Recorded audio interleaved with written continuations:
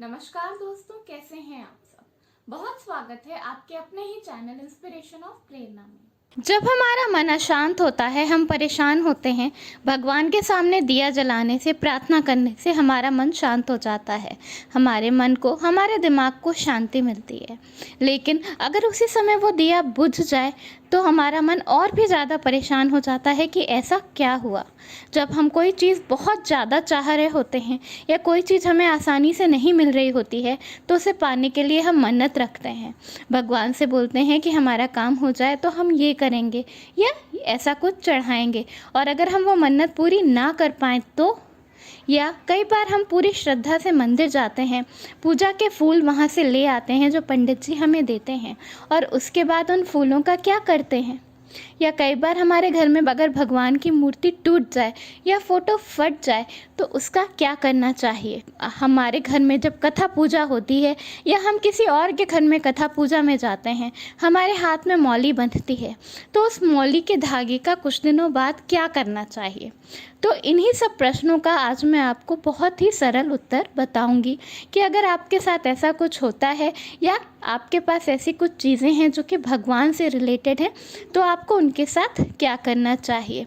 ये जानना बहुत ही ज़रूरी है, क्योंकि जितनी श्रद्धा से आप पूजा करते हैं उतनी ही श्रद्धा से इन चीज़ों का विसर्जन भी होना चाहिए। जब आप पूजा करें, दिया जलाएं, प्रार्थना कर रहे हों और पूजा के बीच में या आरती करते वक्त बीच में अगर आपका दिया बुझ जाए तो मन में बिल्कुल भी शंका नहीं लानी चाहिए। ये किसी भी वजह से हो सकता है, आपका हाथ हिल गया हो या हवा चल गई हो या किसी से धक्का लग गया हो या किसी से हवा लग गई हो, तो इसके लिए बिल्कुल भी परेशान नहीं होना चाहिए।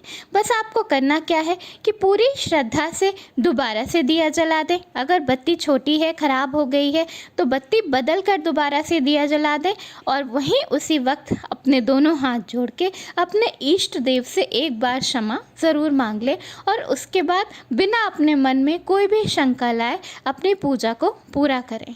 ऐसा करने से आपके ऊपर कभी कोई दोष नहीं आता। अब अगर आपके घर में भगवान की कोई मूर्ति टूट जाए या कोई फोटो फट जाए तो अपने मन में बिल्कुल भी शंका नहीं लाना चाहिए। ऐसा हमारे शास्त्रों में बताया गया है कि अगर देवी देवता की मूर्ति घर में टूट जाती है तो इसे अपशगुन नहीं मानना चाहिए, बल्कि ऐसा मानना चाहिए कि हमारे घर के ऊपर कोई मुसीबत आने वाली थी जो कि टल गई है। उस मूर्ति को आप बहते हुए जल में विसर्जित कर दें। अगर इको फ्रेंडली मूर्ति है तो आप उसे गमले के नीचे भी डाल सकते हैं, बस उसके ऊपर कोई भी कांटे वाला पेड़ ना लगाएं। आपके घर के पास बहता हुआ जल भी नहीं है और मूर्ति इको फ्रेंडली भी नहीं है तो अपने घर के आसपास किसी मंदिर में आप वो मूर्ति रख सकते हैं। इसके बाद जब आप मंदिर जाते हैं, आपको पूजा के फूल मिलते हैं तो उन्हें पूरी श्रद्धा से अपने घर ले आए, लेकिन 24 घंटा होने के बाद उन फूलों को आप अपनी क्यारी में डाल दें या फिर किसी गमले में डाल दें या किसी ऐसी जगह डाल दें जहाँ पर किसी का पैर बिल्कुल भी ना पड़े।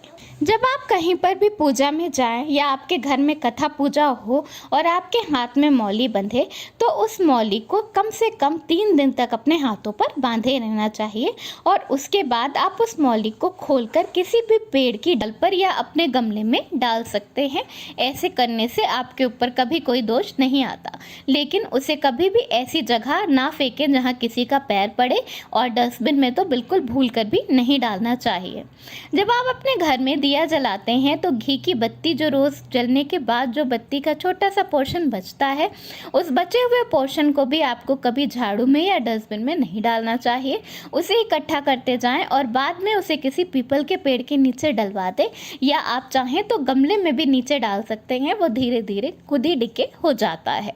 इसी तरह आप जो अपने घर पे पूजा के फूल चढ़ाते हैं, उन फूलों को उठाकर भी आप अपने गमले में डाल सकते हैं।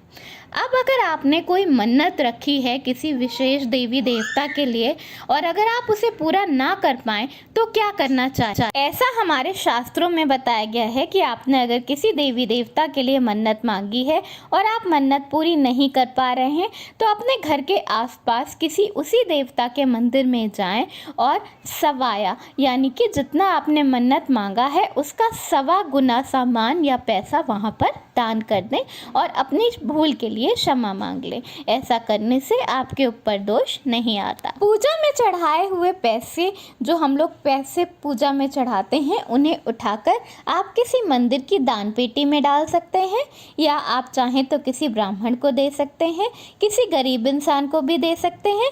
और अगर आप इनमें से कुछ भी ना कर पाएँ तो अपने घर में या अपने घर के आसपास किसी भी कुंवारी छोटी कन्या को आप वो पैसा दे सकते हैं। अगर आपने पूरी श्रद्धा से व्रत रखा है, पूजा पाठ कर रहे हैं और बीच में गलती से अगर आपका व्रत टूट जाता है या उपवास खंडित हो जाता है तो इसके लिए आपको तुरंत अपने इष्ट देव से क्षमा मांग लेनी चाहिए।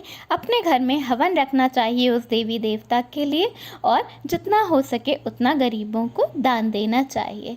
व्रत टूट जाने पर एक विशेष वीडियो मैंने पहले बनाया था, उसका लिंक मैं डिस्क्रिप्शन बॉक्स में और एंड स्क्रीन पर डाल दूंगी।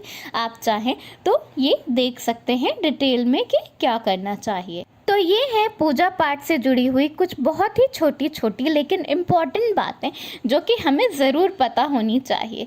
जितनी श्रद्धा से आप अपने घर में पूजा करते हैं उतनी ही श्रद्धा से आपको इन चीज़ों का विसर्जन करना ज़रूर आना चाहिए, जिससे कि आपको पूजा का फल मिल सके और आप पर कभी कोई दोष ना आए। धन्यवाद। वीडियो पसंद आया हो तो लाइक ज़रूर करिएगा।